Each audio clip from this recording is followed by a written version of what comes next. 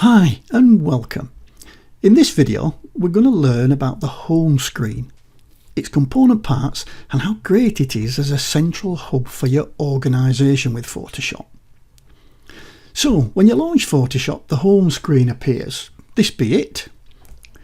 And what this does, it includes information about new features, a wide range of tutorial links to help you quickly learn and understand the concept of workflow and some tricks and tips, and a display to access the recent documents. Now these are my recent documents. You obviously won't have these same recent documents because you won't have had the same documents that I've got. You may have absolutely nothing at all here, or you may have just a few if you've just been playing around with Photoshop. But these are the ones that I've got. Now let's just check out some of the things we can do. Okay, we'll start up here. We've got a different view that we can have. So at the moment we're in what's called grid view, which is this one here, and we can have list view, and this is to just different views of all the documents that we've got in our recent files. We've got a filter. We can actually filter for recent files. So if I say, let's say PSD, it'll bring out just all the Photoshop files. And if I say, let's say DNG,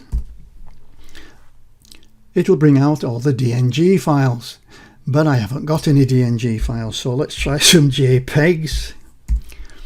And there, we've got a load of JPEGs. So we can see that we can filter to make our life a little bit easier on the images that we've got.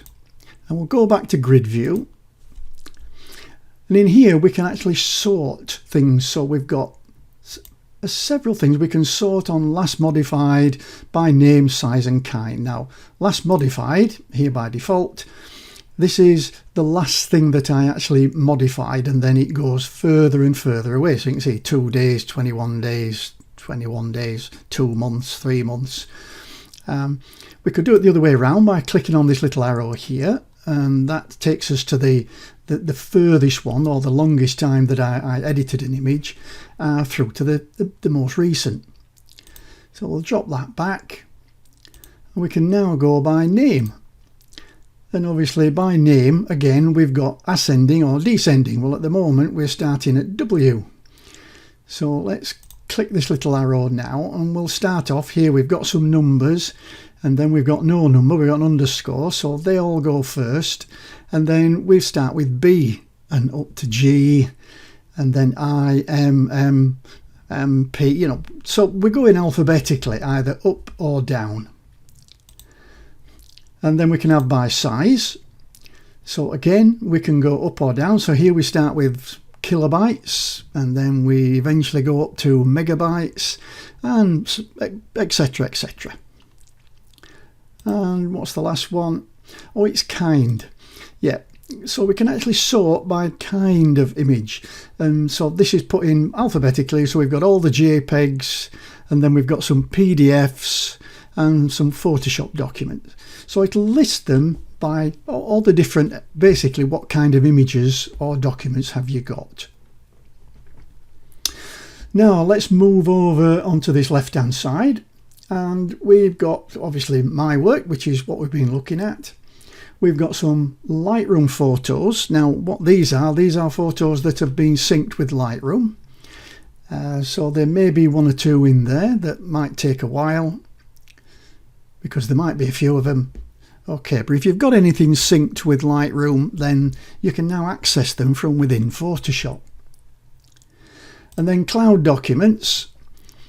We've got something in there that, well, I've actually got no cloud documents at the moment in there. And then anything that was deleted recently, you can see in here. And then lastest but not leastest, we can create a new document. This is the new document dialog, and we'll be going more into detail on this in subsequent videos. So I'll just close that down. Or we can open a new file, and here we can navigate to wherever we want on his computer to find a file that we want to bring into Photoshop. Just cancel that. Now if you want to go straight into Photoshop, what you can do is up here there's a big PS symbol, and if we click on that it will take you into Photoshop. And if you want to come back to the actual interface, then we can click on the home button and that brings us back to the home screen. If you're down in this corner and you don't fancy the long journey up here to click on the Photoshop icon, then you can just press the escape key and it will take you into Photoshop. And then all you have to do, if you want to go back to say bring in another image or whatever, then you just click on the home screen and it brings you back to the home screen again. Well, that's it for this lesson. I hope it's been useful. In the next lesson we'll be looking in more detail at the key components of the interface area. I'll see you there. Bye for now.